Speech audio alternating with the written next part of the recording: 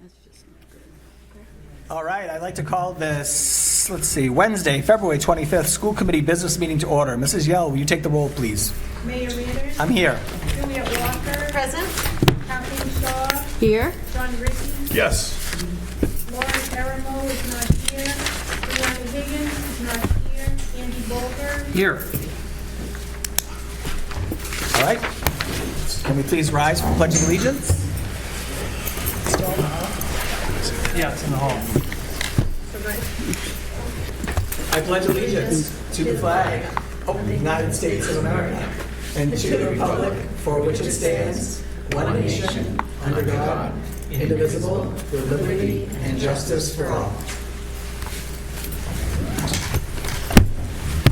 All right, I'd like to turn the meeting over to Vice Chair Walker. All right, first item on our agenda is public comment. Is anyone signed in or is anyone here for public comment? You are, just raise your hand. And I don't see anyone from the virtual participation, so we have no public comment tonight. All right, so the next item on the agenda is vote on the warrant. Mr. Bolger? Yes, I move that the following named bills of the Newburyport Public Schools amounting in the aggregate $281,433.65 be approved and forwarded to the city auditor for payment. There are no conflicts. Second. Okay, any discussion? Everyone received a copy via email? All right, all those in favor? Aye. Any opposed? And the vice chair votes aye.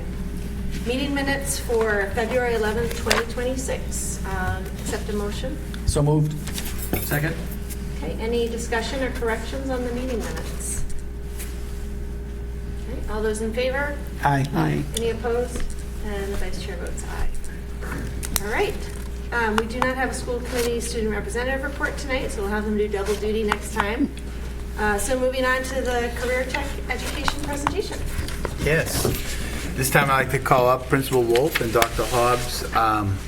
As you all know, we've been moving towards Pathways program and Chapter 74 work. And Dr. Hobbs and Principal Wolf kind of want to give an overview of what the plan is for the next few years. We're very excited about the opportunities that we're going to be providing Newburyport public school students, especially at the high school, tying into the media lab that was built through the NEF and also our daycare program, just to name a few. But this will be a nice overview for the school committee, comprehensive report on kind of where we're at this time. So I will turn it over to Principal Wolf and Dr. Hobbs. Okay. Well, thank you for having us here tonight, and just kind of following up from what Sean was saying.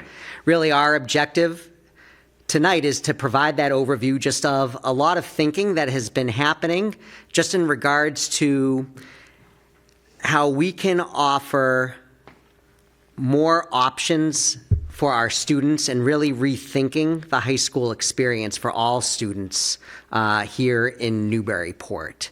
And so, as you recall, the next slide there, if it goes. So just to kind of give you an overview, and really kind of all of this spearheading directly from the district's strategic plan and our improvement plan at the high school, is that it's all with the lens of creating pathways for our students, but really with trying to make advanced and technical coursework more accessible for all of our students, and also at the same time providing options that do lead to licensure opportunities in career areas, but also, and for students who do choose to go off into college, that they're also equipped with various skills that are necessary, especially kind of in the changing world out there. And where this also plays hand in hand is just with a lot of the media coverage that there has been now with record applications to the technical schools here in Massachusetts. There just aren't enough seats for our students who do want to go to Whittier or to Essex Tech. And we realize now, just through the different surveys and curriculum that we've offered through our advisory program, that there is a lot of interest kind of in these career technical areas. And so we took advantage of a program that the state had a few years ago with its innovation pathway programs, which aligned perfectly with our strategic plan goal.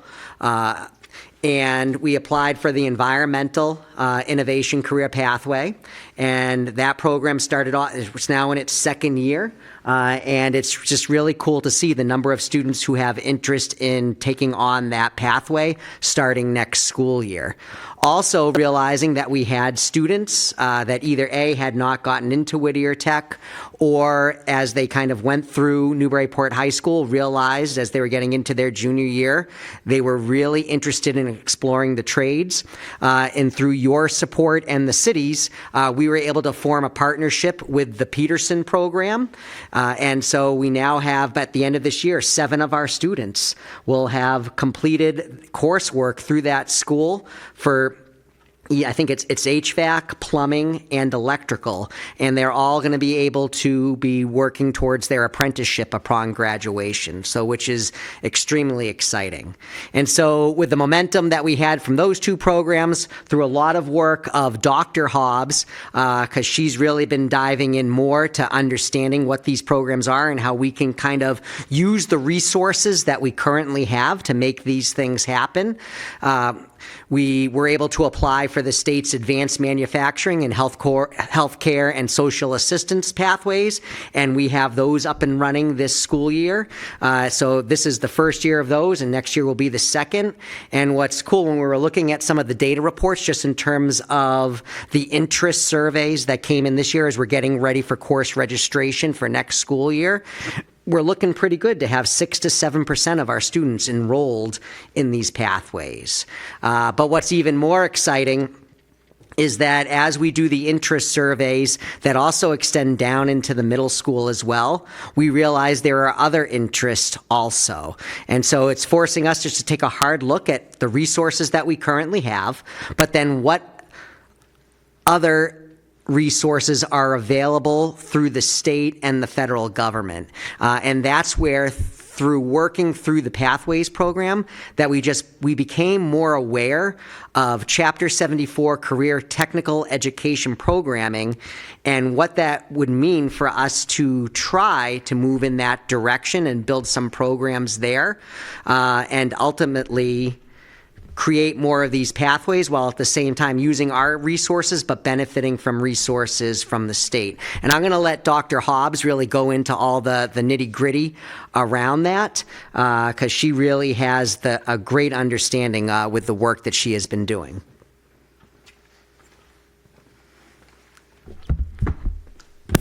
It's been really exciting with our innovation career pathways, to see how our enrollment and kids have increased really quickly within the pathways, and we are seeing kids sign up rapidly right now with course selection taking place, and it's really exciting. And it's aligning with our career interests, which we're seeing with our student population, which is great. So just to give you guys a little bit of background about the difference between innovation career pathways and Chapter 74 career technical education, there are some major differences looking at the 2 types. The innovation career pathways, it's set up where they're both state approved designations and they both require an application process. There are about 5 to 6 ICPs, designations that you can get with the state, and then there's actually 44 different Chapter 74 programs with the state that you could apply for. When you look at the programs themselves, the ICPs require 4 courses, 2 are considered technical and 2 are considered advanced coursework, and then students are required to do a 100-hour internship in a specific career field, whereas a Chapter 74 program, it requires 900 hours of targeted coursework. That could include advanced coursework as well as skill development and certification programs, as well as an internship. There is a difference in teacher qualifications for the programs. Our ICPs can be taught by our regular general ed science teachers for the most part, because most of them are science. And then for Chapter 74 programming, you do need a certified Chapter 74 instructor to do that course or the program itself.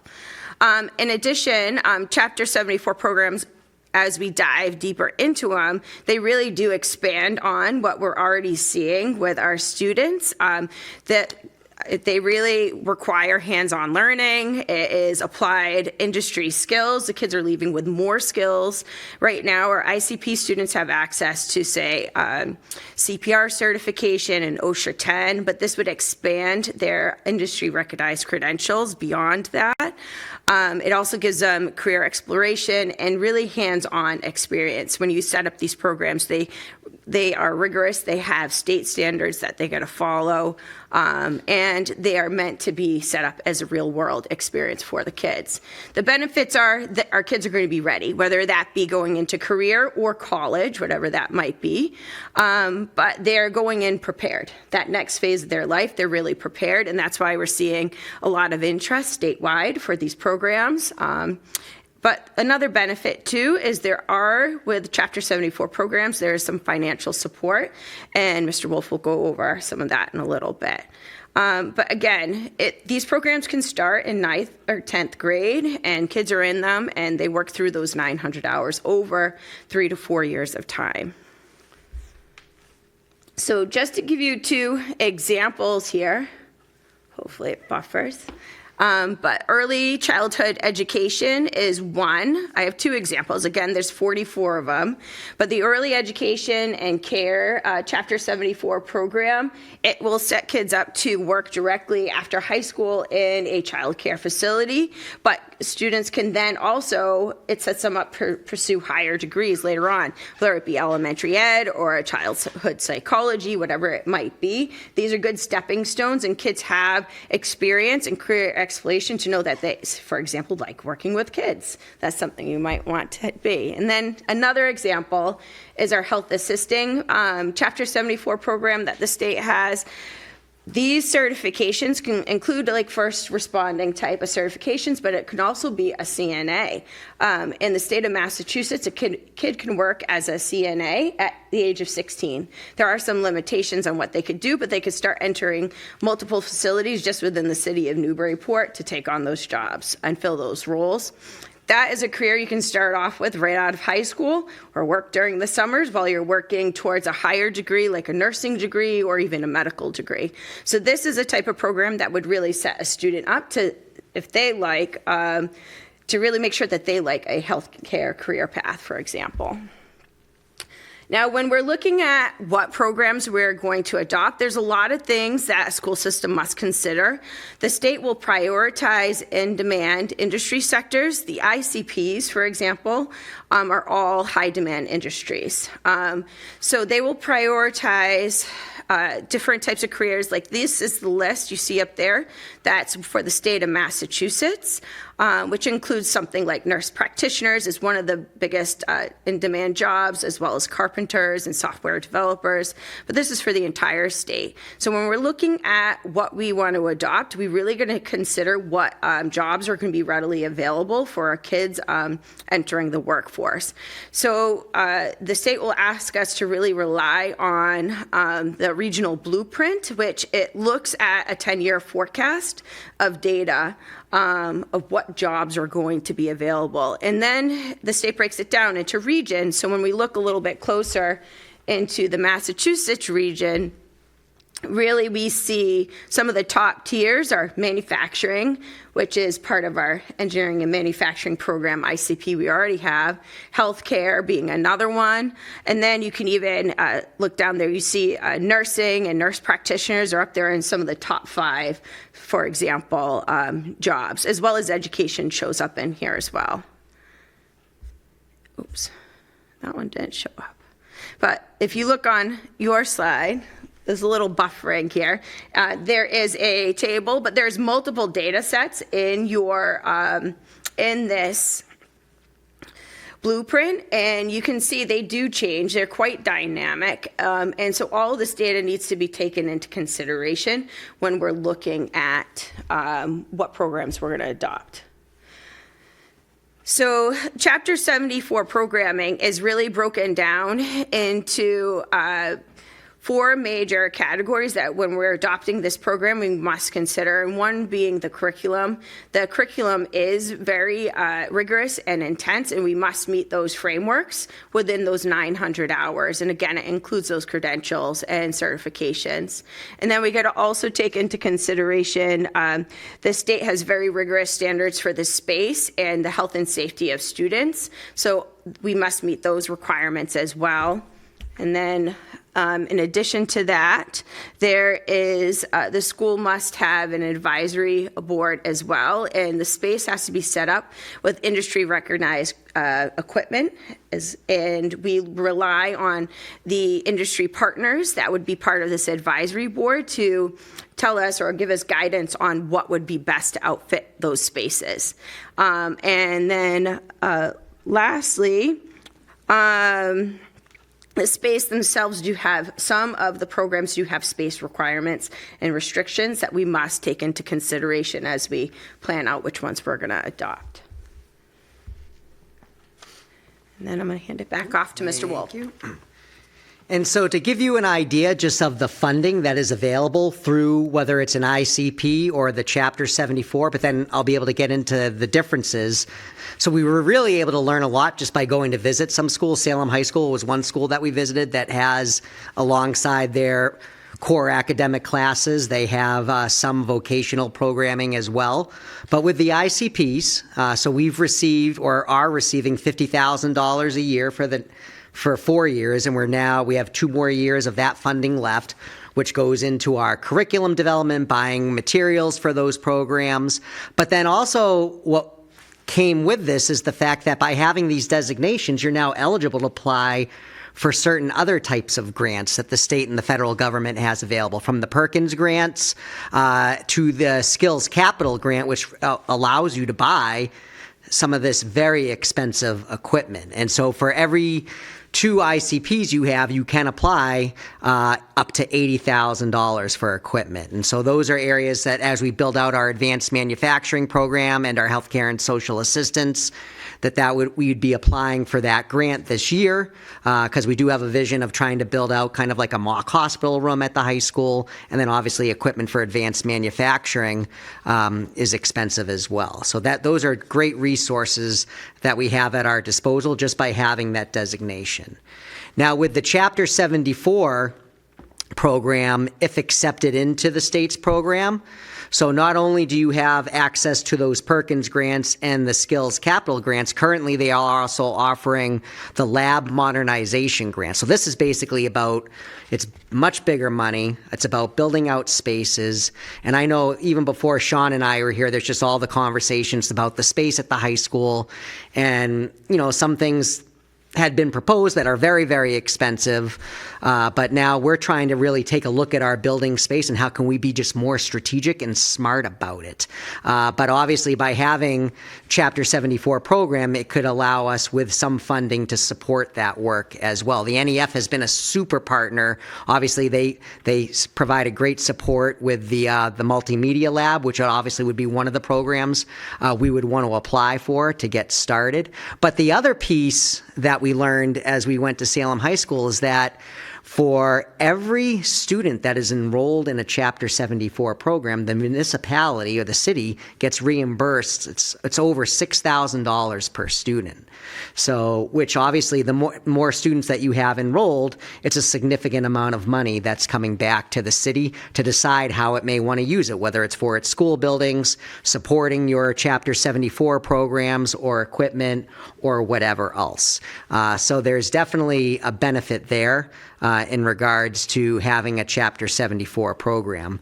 But alongside what it does for your students, just in terms of, we have an ultimate goal of really trying to continue to strengthen student engagement in school. And that's really kind of the big impetus for really moving forward with these programs and just rethinking that high school experience for our students. So the timeline that we've mapped out, I know Sean was able to kind of give a preview of things in his superintendent's report at the last meeting. But obviously step one is making sure that we can have community leadership engagement in the process. But then a big piece of this is forming a steering committee that would involve community leaders, members of the community, but really digging into the blueprint data of Northeast Massachusetts and really helping us to make decisions about a direction to go in with these programs. What is nice, we've already reached out to the Merrimack Valley Workforce Board, so they are on board to be a part of that steering committee. But then we also see this as an opportunity to kind of think differently with a partnership with Northern Essex Community College as well, and they are on board of having somebody there. And I know, Mayor, we reached out to your office, so it looks like you're available for when we get this going. So that's kind of really our first big step. Will be forming that steering committee, but really with the goal of making of being able to submit at the end of June an intent to apply for a program or two. And then ultimately, once we receive approval from the state that you can apply, the objective would be next school year to apply for those programs that we've decided. And that's pretty much our presentation. Did I miss anything? No. All right. Great, thank you guys so much. Lots of really good information. So I'll open it up. Anybody have questions of our presenters? I have a question. The Chapter 74 certified instructors, is the state making a big push to have people trained in that, or are there already all these instructors out there that are just like looking for something to teach? I mean, I guess that's my question. So if you were to look at, say, Whittier or any vocational school, all of those teachers that teach in those programs are CTE Chapter 74 instructors. So you need a certain amount of years, a minimum of 4 years of career experience to apply. And depending on what program it is, some require just a high school diploma and some actually require higher degrees like bachelor's or master's degrees. It depends on the program you're applying for. Okay. I guess my question was like, I imagine if those teachers are out there, they might already be working. So like, are we just going to try to utilize teachers that are already doing this somewhere? Or are we have some, as we're developing the programs, we have some teachers within the district that already have some of those prerequisites, and they're interested in pursuing Chapter 74. So working with our HR director, Pam Kelly, we have some teachers that are in the process of getting that licensure. Oh, okay. Yep. Yeah, and to kind of build off of what Sean was saying, we are fortunate that we have a decent number of teachers that have worked in their area. I think that ideally it's like 2 to 4 years of working in that industry. And so that's so we're in a really great position to be able to launch into some programs over the next couple of years. And also I think what's interesting, back to your question, just in terms of the state's engagement with this. So since we've had our ICP programs, we also now have a liaison within the CTE part of the Department of Education. And actually in our last meeting that was right before the break with him, we were talking about just, we are interested in exploring now the Chapter 74 programs as well. And he's like, oh, that's excellent. And actually that was kind of some of the thinking with the state of providing these innovation pathway programs for schools like ours that doesn't have any Chapter 74 programming, to start thinking in that direction. And if there are opportunities to create Chapter 74 programs, it's more the better. So I think the state realizes there's a lack of seats, but there's also a big interest in having this type of skills-based instruction around a career area. Other questions? Yeah. Is there overlap with Whittier? It would seem like there would be. For some programs, potentially, but so for example, one of the programs we're very interested in pursuing, and where the district had already started a daycare right here in the district, would be an early education and care program. And so Whittier is in process of undoing that program. So, and actually that was one of the comments that was in the paper, I think it was last year, that they are hoping that a comprehensive high school would just pick up that lapse in their program. So that would be something we would be interested in doing. Other questions? Member Boger? Sure, yeah, Dr. Hobbs, I apologize if this is redundant because I think it was covered in a previous meeting this year, but you mentioned increased interest in the student body.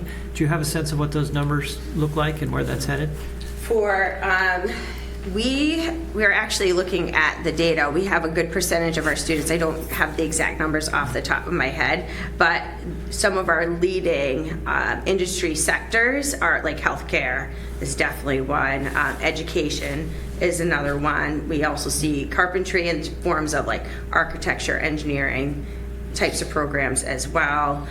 We do have a lot of arts interest in terms of like multimedia type of interest. And you were looking at the data set too. What were some other major ones? I got really excited because so we ran a report for 8th grade and 11th grade, because what's also been very cool, especially with the ICPs, it's helped the middle school and us align our advisory programs. So they're using the same program as us, and some of their curriculum then kind of scaffolds into what we will then be doing with them at the high school.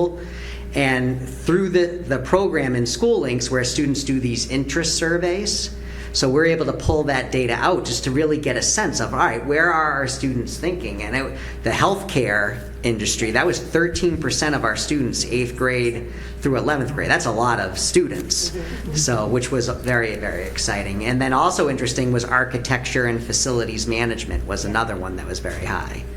Cool. Yeah. Yeah, no, I imagine the specific numbers aren't so much relevant, but it'd be interesting down the line. I don't know if this program was designed by the state to encapsulate like a certain percentage of students, or it's just they have this out there and there's a lot of demand for it, so the more kids that do it, the better, is what I'm presuming.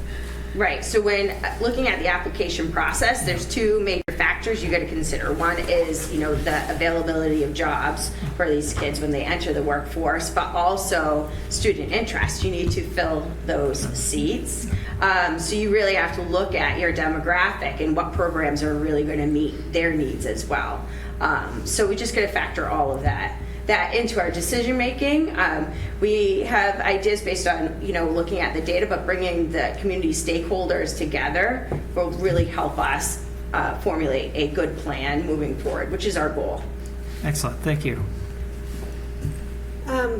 My question is just, I mean, that's about the funding. I think that's encouraging that this opens up other doors for us in terms of funding opportunities. I'm assuming also that on the flip side of that, there are expenses related to the program that we have to invest in. So related to the $6,000 per student, I think you alluded to this, Principal Wolf, that there's different ways that you could use that money.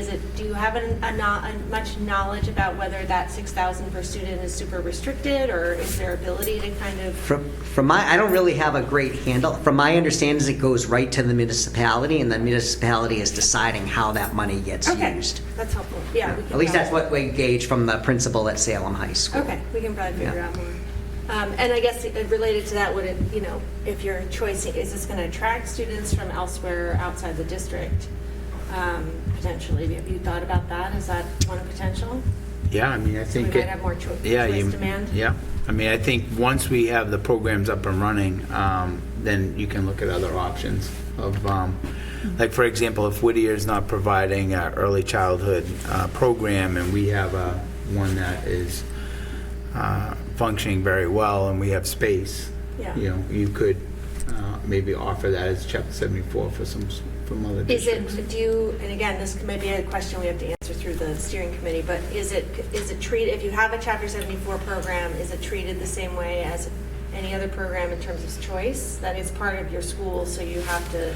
No, it's like for right now, from talking to Beverly, they have, they're working with Salem, and they have Beverly students who are enrolled in their Chapter 74 automotive program. Got it. So those students drive over to Okay. Salem to access that program. Interesting. So there is funding being shared, you know, from Beverly to send their kids over there. Okay, so it sounds like it's sort of a different way. It's not school choice, it's a little. It'd be a little bit different, yeah, Okay. because the students would still be Beverly, but there'd be access in the Chapter 74 programming. Interesting. So, yeah, I think this, as Mr. Wolf and Dr. Hobbs said, they always look at it as a kid-friendly lens. And so these programs just almost look at it as like, we have dual enrollment for colleges, like dual enrollment for vocational.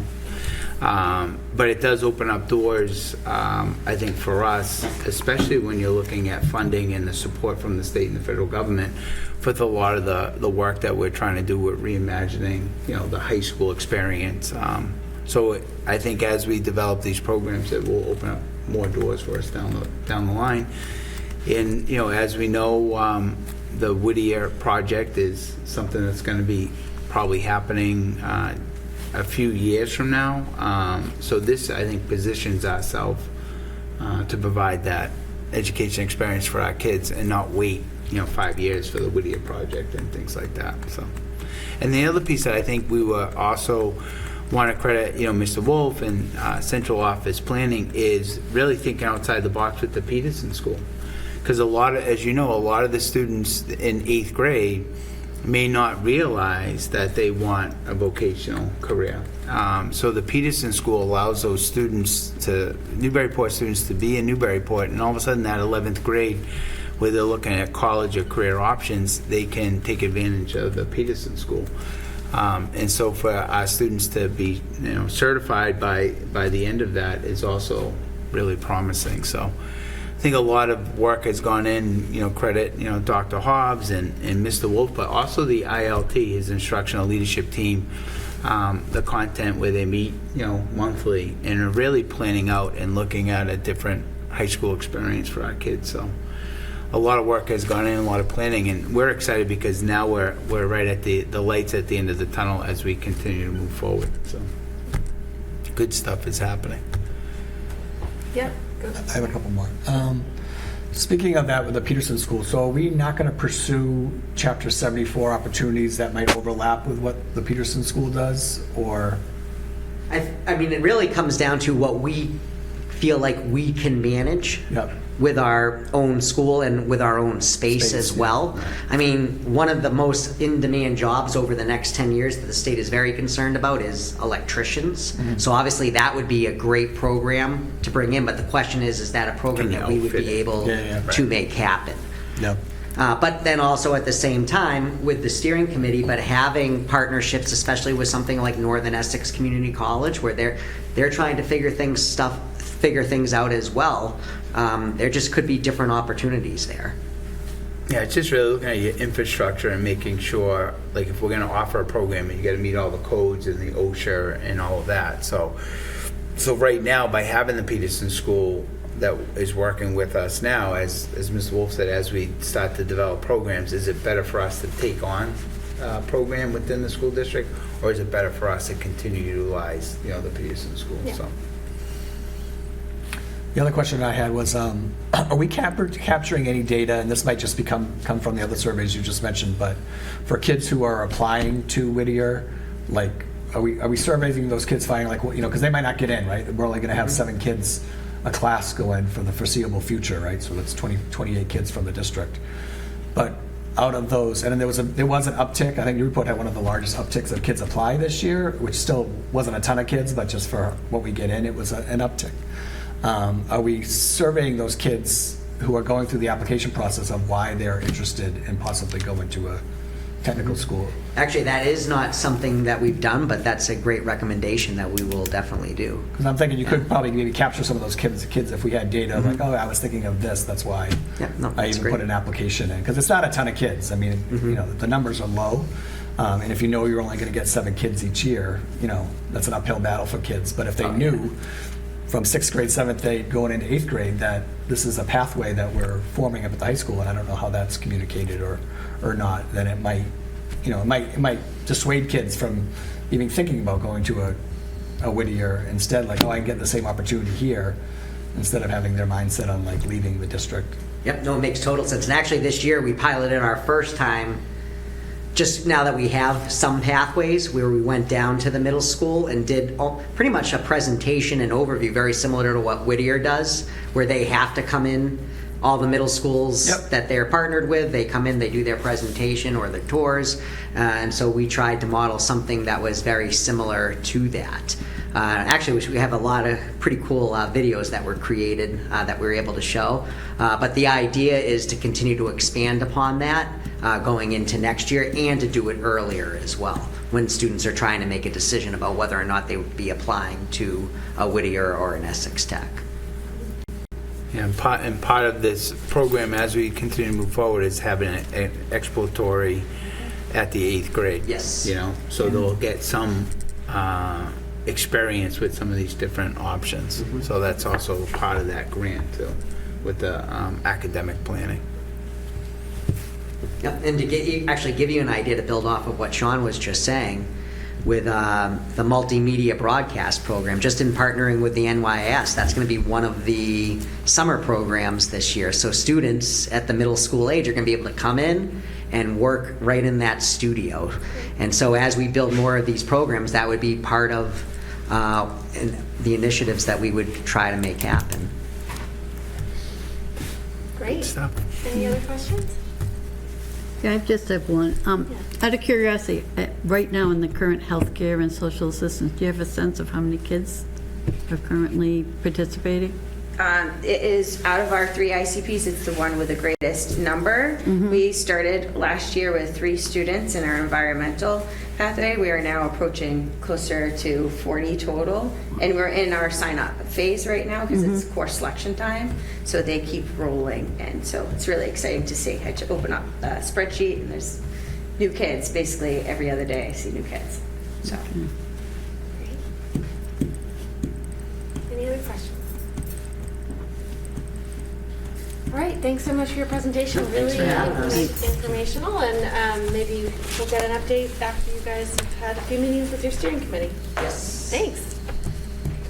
All right, our student rep is here. Thanks for coming. You're welcome. And we'll let you do, is it okay with everyone if we take that out of order and go back to the student rep report? Okay, go ahead. Well, there's no Bresnahan news this week, but for Mullen News, Mullen artist in residence Kim Saleth will be returning March 23rd to the 26th to integrate mindfulness with art.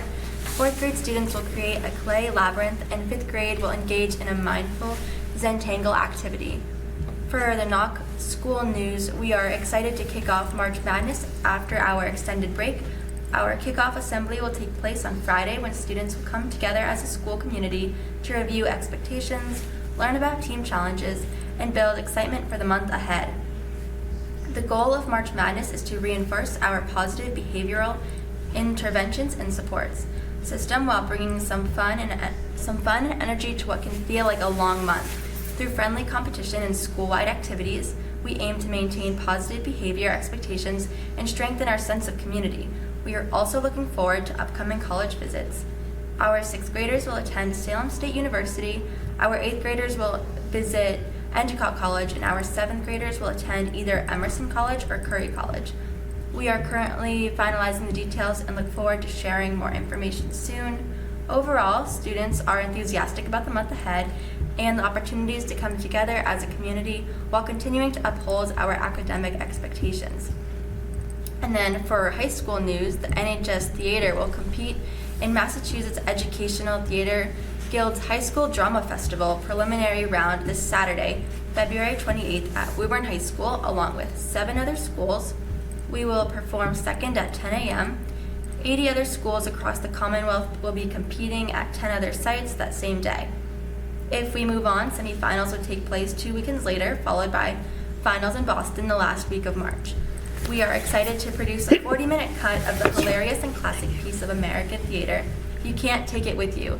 We will have previews at NHS this Thursday, February 26th at 3:15 p.m. and 7 p.m.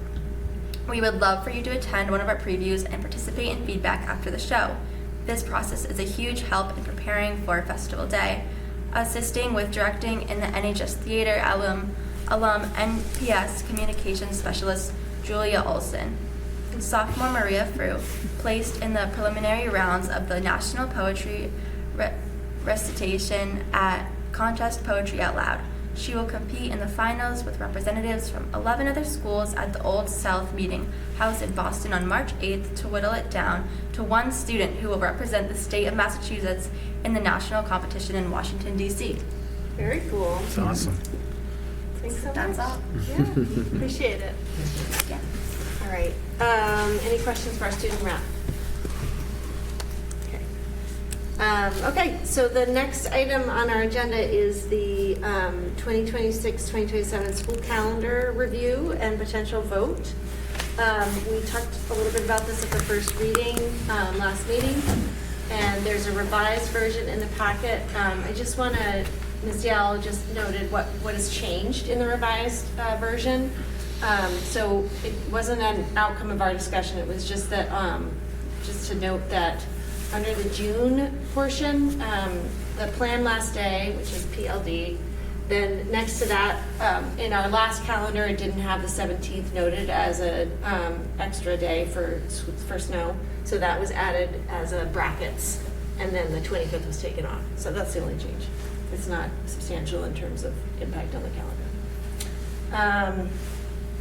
So I think we did get a comment, an email comment about that I just want to note about the timing of AP exams and the fact that, and I've heard this from other families whose students are involved with AP, and that we are, because we start a little later than a lot of schools, not all, we are caught a little flat-footed in terms of preparation for the AP exams because those are a set time every year, and starting later in September makes us a little bit having to do catch up as we get closer to that date. So that's one argument for starting sooner, which we talked a little bit about last meeting, related to also avoiding some potential conflict with the Juneteenth holiday. I don't know, Superintendent, if you've had a chance to talk to the union? I think for this year, obviously, I think changes would be, a little too quick. But talking to the teachers union, they are willing to consider it next year. And I think what we'll do is similar to the work we did with graduate credits through the contract, we'll set up a steering committee with some teachers, reps, and administrators, and really take a harder look at this going into the following year. So we plan on kind of formulating that committee in September, in October, and then hopefully way ahead of the calendar discussion to move some of the professional development ahead of time. Okay. So, yeah, they were receptive in having the dialogue. That sounds great. Any other questions or comments for discussion? Because otherwise we'll put this forward to vote on it tonight unless people want to have any other deliberations. I mean, I think we're going to be in the same boat next year if we get any kind of snow. And it's the exact same schedule, except the 19th is on a Saturday, so we're resuming on a Friday. So I have to be honest, I'm still mystified why we even include the snow days, because according to the superintendent, we still have to, even if we went over those 5 allocated snow days, we would still have to make up that time, unless we ran up against the 30th. So to me, last just bracket the whole rest of the month. Right. yeah, and I'm not. Yeah, I don't even look at those. I'm just looking Yeah. at the last day of school. But, yeah, Mr. Berger? Just for visioning purposes, it sounds like it's not going to happen this year, and that might be a good thing in the sense that there's already been some adjustment to having it before Labor Day amongst the constituents, for lack of a better word. What would that look like, backing it up? You then target the Tuesday or even before the weekend? The idea would be, like the mayor said, I like his idea with backing up off of the Juneteenth holiday. So right now we would have, if we were going to do it this year, which obviously we wouldn't, but so this year the proposal and the work that we would look at is take your 2 professional development days. So the students would come back on the 31st. So your 2 professional development would begin on the Tuesday, which would be Tuesday the 25th, Wednesday the 26th. And that last day, which is just the Teacher's Day, the proposal would be try to move that day for a 3rd day. So you would utilize a lot of the PD days built in, and then the students would come back on that August 31st. And then if you look at your Juneteenth, you would push those 3 days ahead of time. So we would actually get out on the, I think it would be that Friday, right? June 11th for the students and But we could, teachers. I mean, I think the point of having this discussion is we could even talk about starting sooner than that. You know, I think that the mayor's point was even just taking those 5 days and adding them to, or 3 days, adding them right before Juneteenth. Yeah, anyway, we could, I mean, I think that Yeah, that's. so those are the days you would look at would be the professional development days. Yeah, Like yeah. front loading those. Yep. And then however that would look. The target for Star School would be the Monday. Yes. Yep. So instead of having, so the following year, Right. we would start ahead of time and then front load those PD days. But that would be a discussion, obviously, we would have to work with the teachers union and kind of take a look at that. By moving those, you're not really impacting the students other than moving the students up, you know?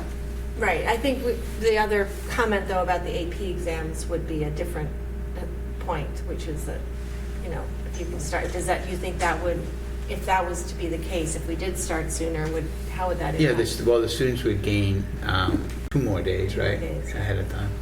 And I just want to credit that, obviously, our AP teachers do, you know, Yeah. they make up that time, and I the know, AP scores are pretty AP pretty good. scores are great. Yeah. I'm not faulting that at all. Yeah.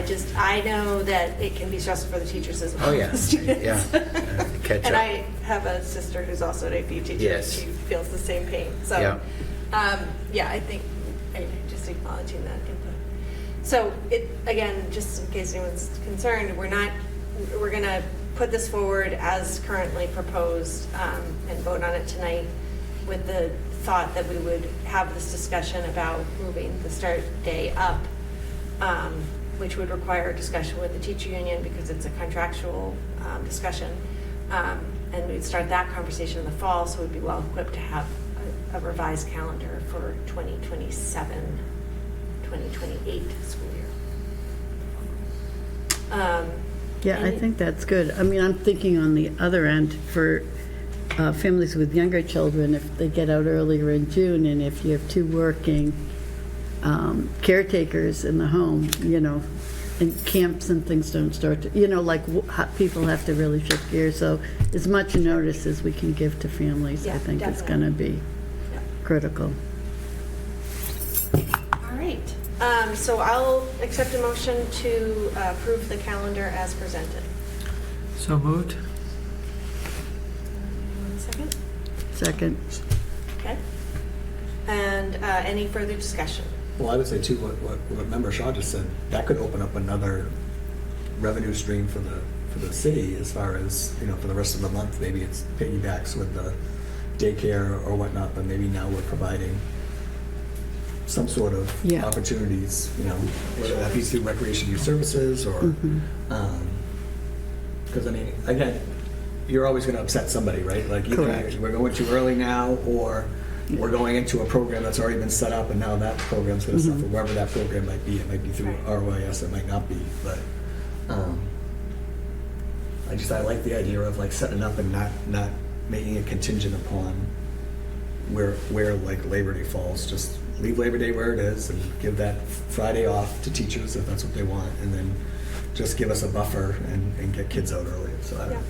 No, that's a good point. I think also, I like the idea of trying to get this decision made well in advance of earlier if we can. You know, I think we've had some input from folks that if we can approve the calendar earlier in the year, that would be great. So if we can have this discussion earlier and get this decision made, then I think that would be also helpful for next year.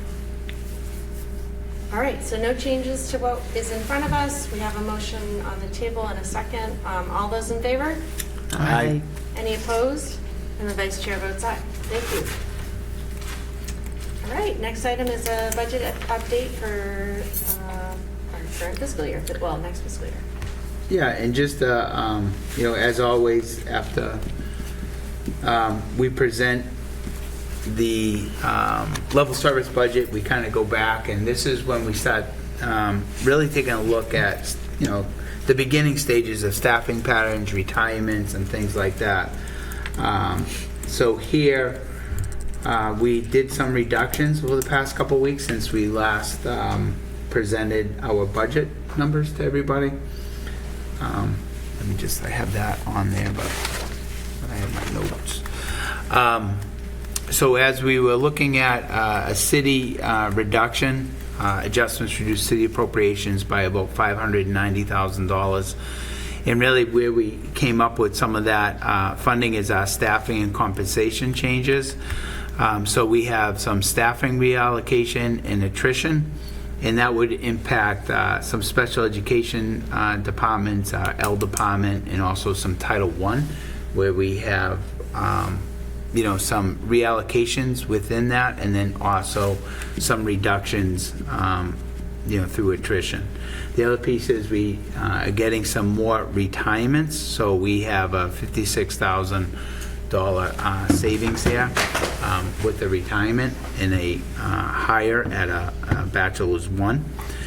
And then also just some non-personnel reductions, just as I said in the beginning stages here.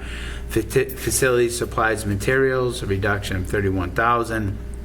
District school-wide supplies and materials reductions of $39,000. Technology budget reduction, so that is our pretty much the online programming for maintenance software. If you recall, the Allaview program that we purchased a couple of years ago, we no longer need that because we have Ethan Manning, who is now the new Allaview person. So that's a big savings. And then also Lisa Furlong and the tech department kind of going through our operational softwares, and we got some savings there. And then shifting some technology costs to technology funds. So basically, that is some of the building funding that we had left over from the Bresnahan, and then also the NOC building projects a few years back that we utilized some infrastructure there.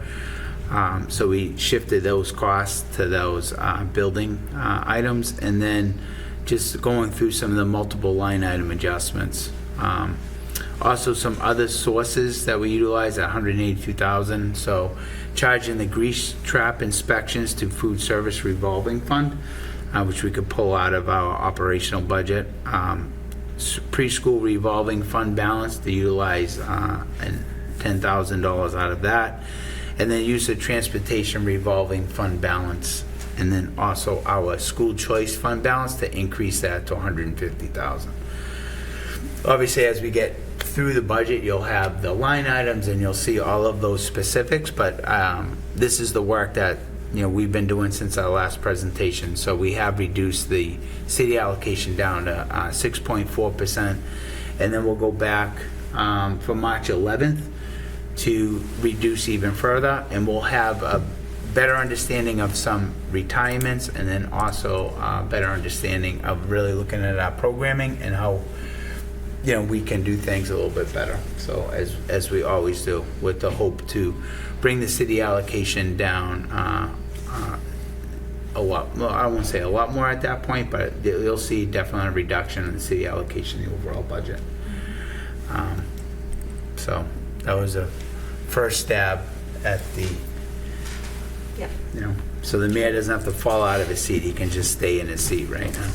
Oh, I'm well versed. Okay, so we haven't had a chance to parse all this, so I'll just have some high-level questions, and then Sure. we might get into this a little more in the FinCom meetings.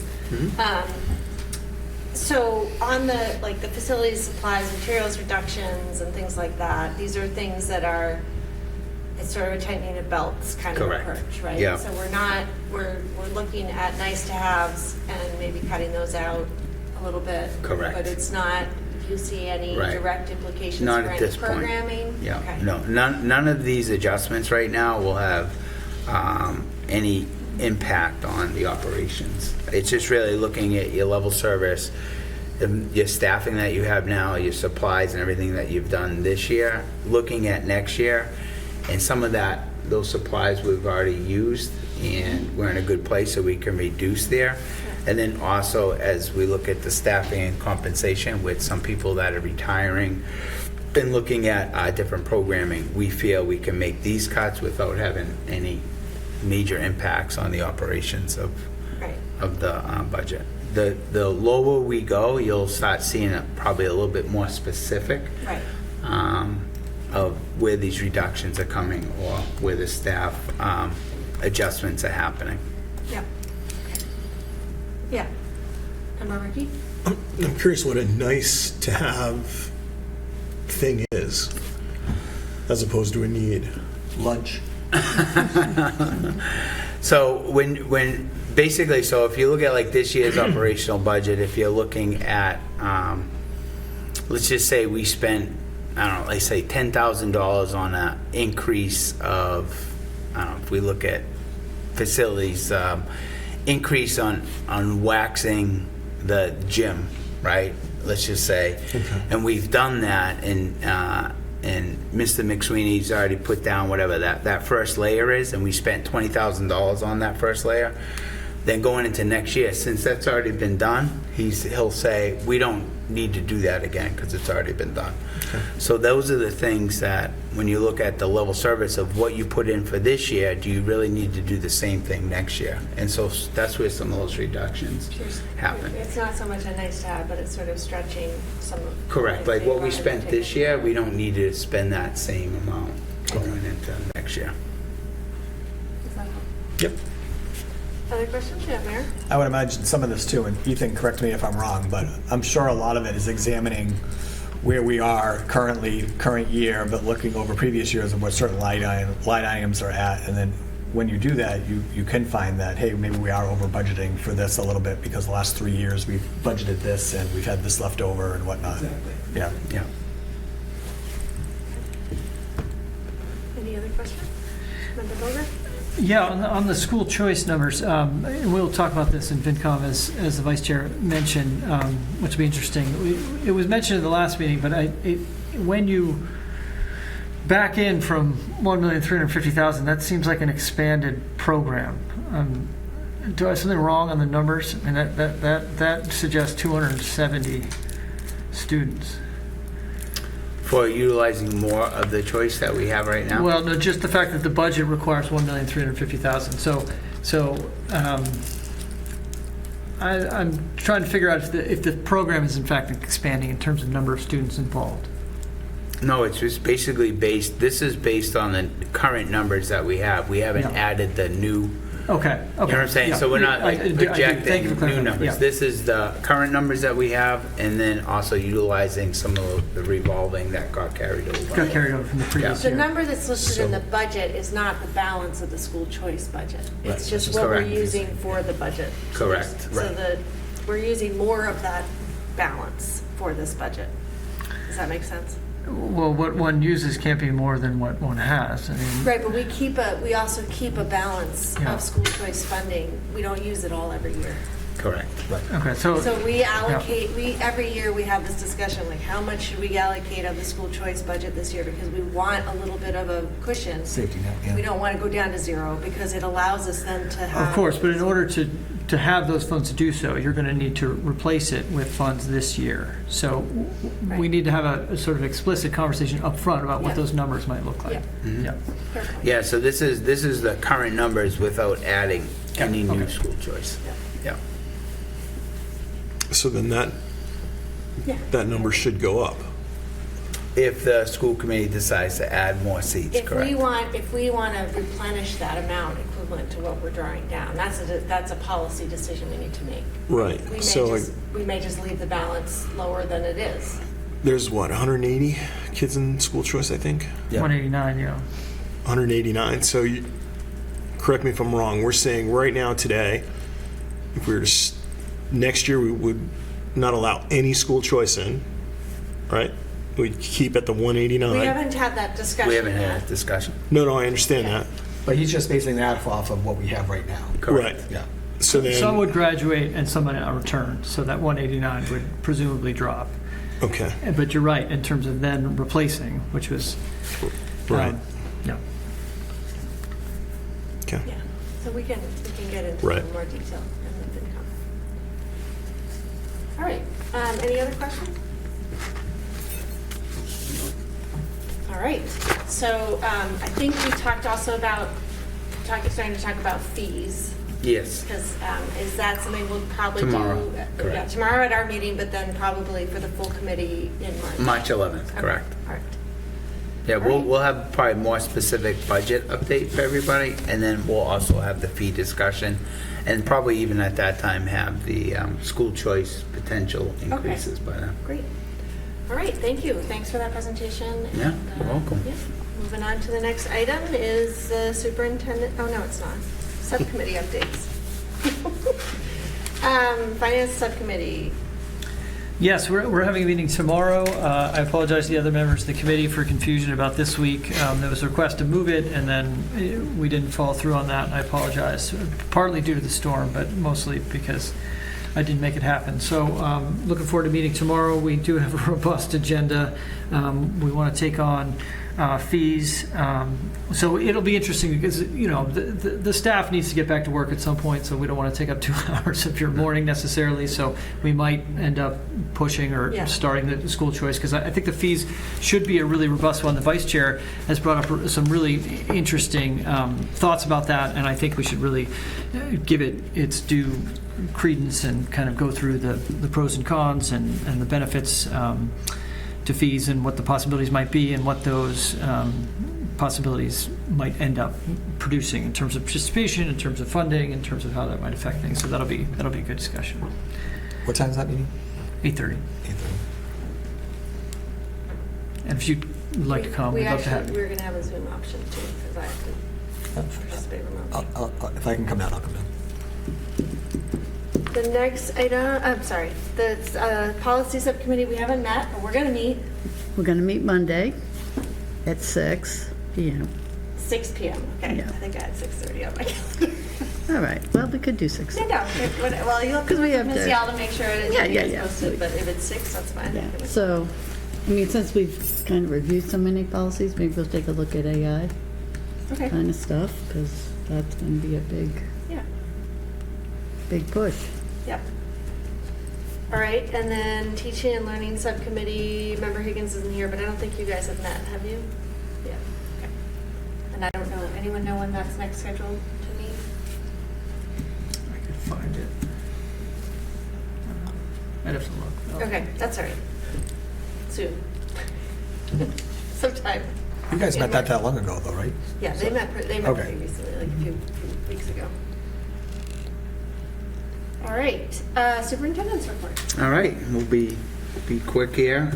So Zero the Hero, 100th day at the Brez. It was a great day. And the mysterious Zero the Hero superhero is still at large. So a lot of fun with the students and a great tradition in Newburyport. Superintendent's Roundtable, so Ethan Manning and myself will be presenting to the legislators that will be attending this Friday. I believe the mayor is also coming to the luncheon. Maybe. You're on the schedule. It's at Whittier, right? Yeah. I'm going to be a little late, but I am going to come. All right. Yeah. I'll save you a seat next to the buffet. And then Dawn, and we also reached out to Dawn Shannon. Bruce Tower will also be in attendance. I had a great meeting with Carol Appleton, the Yankee homecoming director, with great ties to Newburyport. Actually, her father, back in the day, she gave me a lot of great information, but he was also the director of this great historical event. And it, just put in my little superintendent's report there. It began in 1958. And this was pretty cool. There's 29 similar Yankee homecoming festivals across the nation, and today Newburyport's the only one that still has the tradition going on. Not yet. Yeah, and she wants Go there. more student involvement, which is awesome. So we're going to continue to work with her. I'll work with some of our teachers for that great week event. The MCIA governing boards, so this is still a working board looking at performance assessments as part of the school quality measures. So Winchester has been kind of ahead of this, but I just want to credit Andy Wolf, Lisa Furlong, that the team has come in and started working with the high school on performance-based assessments. And really the idea of that is to kind of show the state and the legislators that going back to more standardized tests, after the MCAS vote was voted down, like this might be a better way, we feel, the educators, superintendents feel like this would be a better way to measure student performance through this type of performance-based assessment. So that's part of it, and we'll be presenting on March 11th in the morning, going out and talking to some of the state legislators about that. So, which is exciting. Also around the district, so utilizing the new media lab in Julia Olson, where we're trying to get more, we've upgraded the program. So I don't know what this first program is going to look like, but we already filmed it. But I just want to credit, Julia, and I just think it's another way for us, myself, to really, get the communication out about the wonderful things that are happening. Great. So we'll see what this first show looks like. I got my fingers crossed. Well, let's share it with the city council at least. Yes. If we want to. Yeah. So this is also something we're very excited about. So this idea really ties into the place-based education initiatives that we've had in the past, but also playful learning. So the idea of this is we're reshuffling our tech integrator, basically to create this new position, which would be an outdoor classroom. So really at the elementary level, to have outdoor classroom space as an elective, so the students would be going to this outside classroom on a regular basis, exploring nature, exploring the environment, really doing like hands-on science approaches. So this idea stemmed from, obviously Lisa Furlong, Erin Hobbs, really tying that environmental science idea in hands-on activities at the elementary level. So the PTO was very excited about this opportunity, and they are looking to potentially help sponsor this. James McSweeney has already looked at the space. We've already looked at different types of yurts for the outdoor classroom. So this is just the beginning phases of a plan, and if all goes well, we might have this up and operational in September. The position itself, regardless, we hope that this will be ready, but if it is not ready, we just believe that this would be a great way of really tying into those two initiatives that I mentioned, the playful learning and then also place-based education. So having the elementary students on a regular basis, going outside, exploring their environment. So I just want to put that out there because I think this will be a great thing for us, and it ties into our strategic plan very nicely.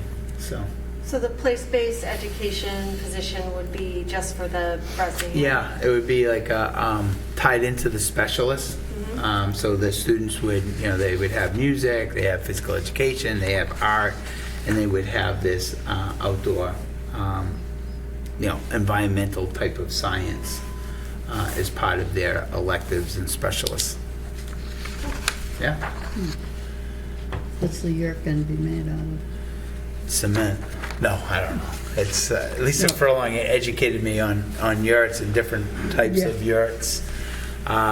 This is, the company. We have two companies that James is talking with to get some estimates, but it would be obviously big enough to support 25 to 30 students.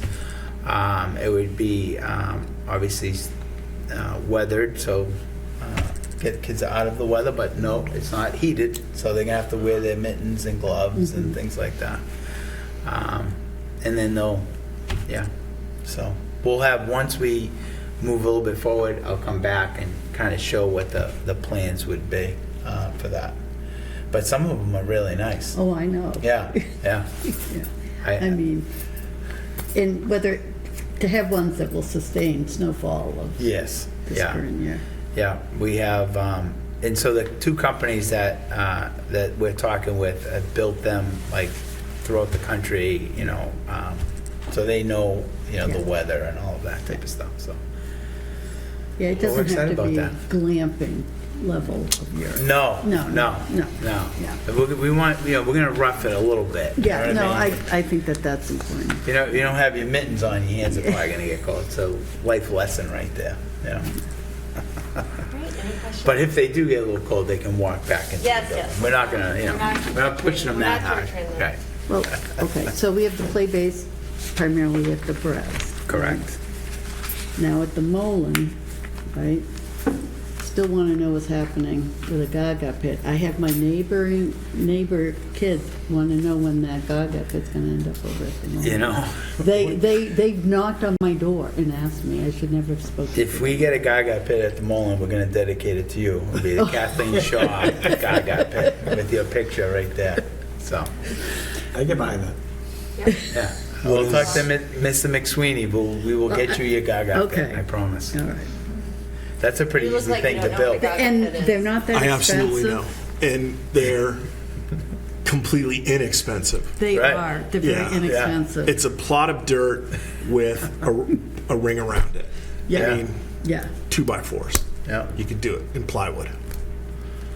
See, I think it's a nice transition for those kids who play Gaga. I agree. At the Braz, over to the Mullen, maybe bring in some, in the middle school. I We think will, it's we like will get a Gaga pit, Okay, this spring, It's a big drive I have.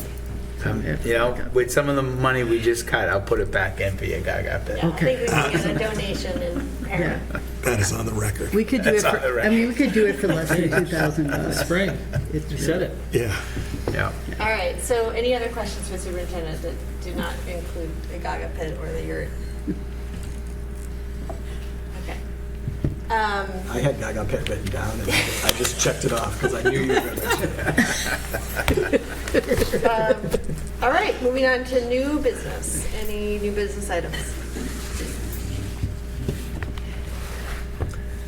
I think under new business, I just want to bring up some follow-up items. One of the things on our follow-up list is the AI committee advisory, so is that, maybe we can We're talk moving, about yep, moving that? yep, we're definitely in the process of that. I have some commitments of some parents already, some school personnel. So for the March 11th, we'll have that committee formed. Okay. And I know we have a couple school committee members that are interested also being on that, Yep, great. so. Do you have like a target timeline of any sort? Yeah, what I'm thinking is if by March 11th, we should have our members that have committed to it, and then we can start setting up our advisory meetings. The whole goal, as we all know, the whole goal of that, the first was the introduction in the January PD for the entire faculty and support staff of really wrapping their heads around AI and really looking at it as an ethical and moral piece of where that could fit in. And now I think that the advisory committee with some of those teachers, with committee members and also some parents, is kind of get a larger discussion or dialogue around what's that going to look like in Newburyport. And then my goal would be once we have that done and once we kind of define that and what the vision is for AI in Newburyport, then we bring it back to the school committee and then we can start developing the policy around of what we want to do in Newburyport. I don't think we want to jump into policy first before we have that discussion. So. Okay. Any other new business? I'll just say we have got 2 applicants for the Whittier school rep. One of them, I'm putting them in touch with Ward 6 Councilor Delai to get some kind of background information on what it's like to serve as rep. But yeah, so that's exciting. So I don't know if that's something we want to talk about adding to the March 11th meeting. And again, we're trying to fill 2 positions too, right? With Member Murphy's stepping down anytime we find somebody. So.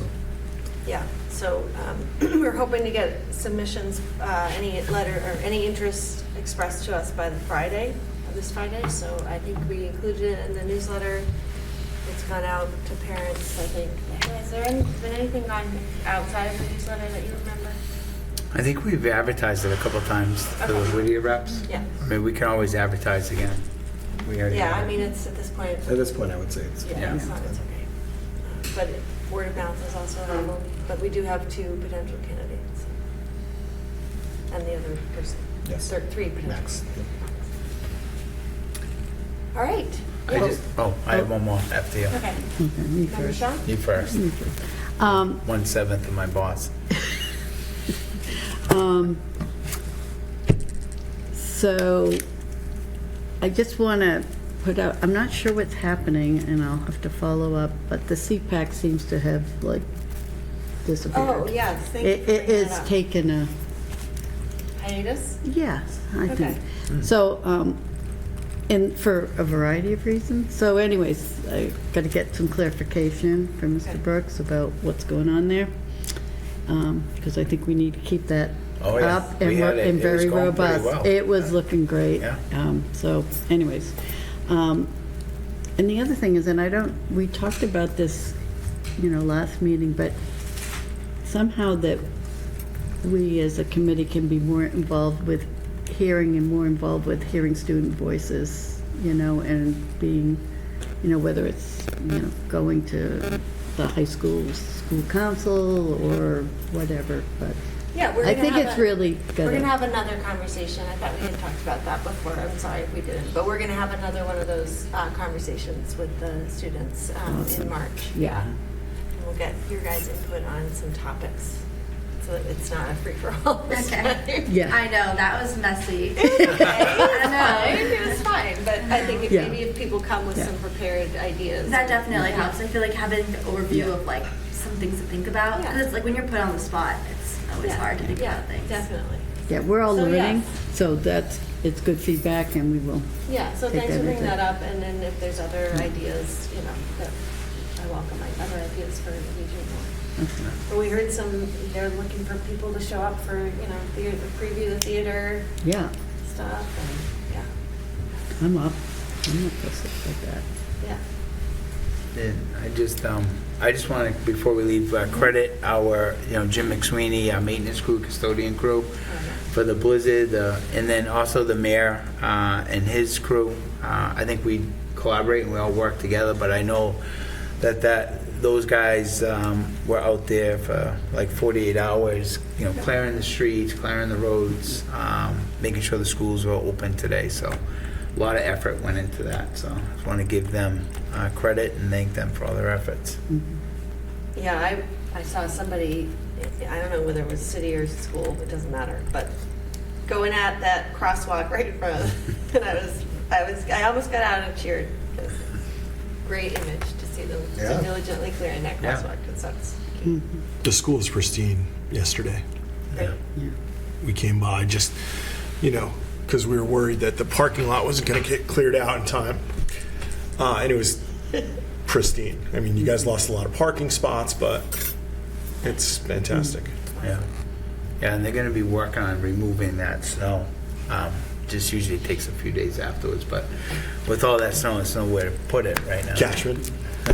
Yeah, no, so they're- just on that, we've kind of moved to snow removal phase. So that for the next 3 nights, there'll be all city parking bans starting at 9 o'clock. So again, if you go home tonight, don't park on the street. And so that'll be the snow removal phase. And then we're doing that because we're also going to be widening streets at that time. So that's why we need cars off the street so the plows can still get down and widen in some of these tough neighborhoods. We're currently pretty maxed out at Cashman Park, but we did just get permission to start putting some of that snow in the river. So that process started today, and we're putting snow actually up at Cherry Hill is the other location that we're putting it up. I guess we did that back in 2015. So that's happening. And, we put a lot of requests into MEMA, which is the Massachusetts Emergency Management Association, kind of our FEMA, right, the local state version of FEMA. And we actually had a lot of trucks show up today from the state, which I was surprised because I thought all resources were really getting, but it just shows you gotta ask, and then maybe you'll get surprised. So we had a lot of equipment that we were able to put to work right away today. So I'll just echo what the superintendent said. I mean, my DPS crew is on their absolute very last legs, but I got stopped twice just before this meeting in Market Basket by people who I didn't know to say what a great job DPS was doing, so that was great. I think you can kind of look around to other communities and see what's happening around the state and just see how lucky we are that we've got a crew that's really, I think, hit it out of the park all winter, after having a couple mild winters. So it's not like we do this all the time, but it's been great that they've been able to step up and do such a great job. Yeah. And I would also just put out an appeal, anybody who's listening, there's probably not many, but if you have a sidewalk in front of your house that somebody walks on to go to school, or that an elderly person or someone with mobility challenges needs to get down the street, please shovel your sidewalk. And or reach out to the city, because I know that we can find relief and support for people who can't do that, but it's such an important partnership to do your part when you're a property owner. So, but yes, kudos to the city. You guys have been doing a great job. All right, we will wrap up then. Accept a motion to adjourn. So moved. Second. All those in favor? Aye. We are adjourned. Mr. Mayor.